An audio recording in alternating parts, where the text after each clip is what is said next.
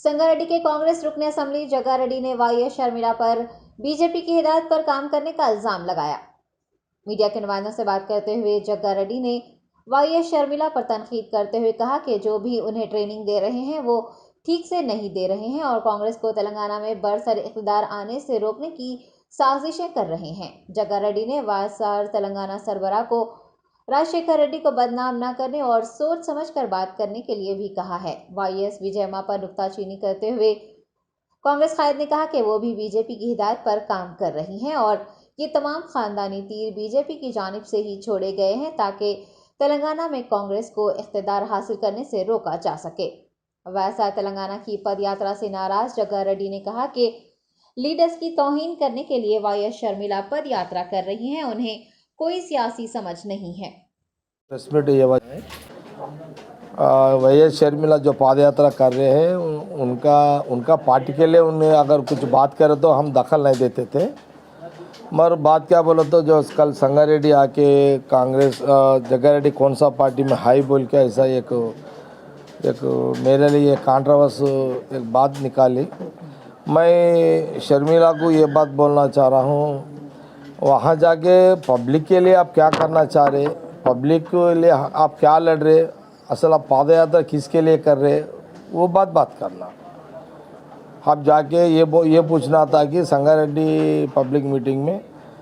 BJP government को पहला पूछना क्या बोल के, भाई यहाँ मैं पब्लिक मीटिंग में हूँ, यहाँ लोगों को पेट्रोल का रेट्स बढ़ा दिए, डीजल का रेट बढ़ा दिए और गैस का रेट बढ़ा दिए, यहाँ के पब्लिक बहुत तकलीफ में है और क्या ये साल को 2 करोड़ बच्चों को जॉब्स दे तो बोल के बोले हैं और वो जो काला धन है विदेशों में वो लाके हर गरीब को 15 लाख दे तो बोल के आप बोले हैं। इसके लिए आप बात करना संगारेड्डी मीटिंग में, इसके लिए बात करें तो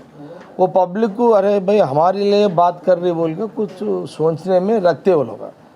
आप जाते जाते जग्गारेड्डी में आप कौन सा पार्टी में है, मेरे कौन सा पार्टी में है क्या नहीं मालूम, ये बातें पूरे बेकार बातें बात करें। ठीक है, मैं ये बात बोलना पार्टियां चेंज करना आजकल बड़े बड़े लोग भी करें, हम राजशेखर रेड्डी को भी हम चाहते हैं बहुत, मगर आप मेरे ऊपर एक बात निकाले इसलिए मैं बोल रहा हूँ। आपका बाप भी राजशेखर रेड्डी साहब भी कांग्रेस में थे, बाद में रेड्डी कांग्रेस में जाके फिर आए, एक बार पार्टी बदले राजशेखर रेड्डी साहब भी। ऐसे बात भी तुम एक बार सोच लेना कि अरे हमारा बाप भी एक बार पार्टी चेंज करा, ये बात जग्गारेड्डी को बोलना नहीं बोलना है वो सोच के बात करना था। हम राजशेखर रेड्डी साहब को चाहते हैं, हमारा वो लीडर है, कांग्रेस का लीडर है, मगर आप खुद हमारे से लोगों के ऊपर बात करके आपका बाप के ऊपर हमारे से गालियाँ दिला रहे। आपका राजशेखर रेड्डी साहब का वारस है, ठीक है, बाप के नाम के बचा लो, पर हमारे ऊपर कुछ बातचीत करके राजशेखर रेड्डी के ऊपर गालियाँ देने का कोशिश मत कर लो। जो आम पब्लिक को परेशान में है वो लोगों के लिए लड़ो। आप पाद यात्रा किसके लिए कर रहे हैं, आप जाके वो लीडर कहाँ से हो जा रहा है, ये लीडर क्या कर रहा है, इन्हें क्या कर रहा है, ये ठीक बात नहीं होता। बात ये करना है कि हम गरीब पब्लिक के लिए हम यहाँ के गवर्नमेंट को वहाँ के गवर्नमेंट को क्या पूछना क्या दिलाना, उसके लिए बात करो। वोट को डिवाइड करके वो लोग कांग्रेस वोट को डिवाइड करके बीजेपी हुकूमत आने के लिए ऐसा थोड़ा कोशिश कर रहे हैं। इसलिए पहले खुद का खानदानी का सोच लो, पहले खानदानी पॉलिटिक्स में सीधा है नहीं, जब दूसरों को बोले तो वो ठीक रहता,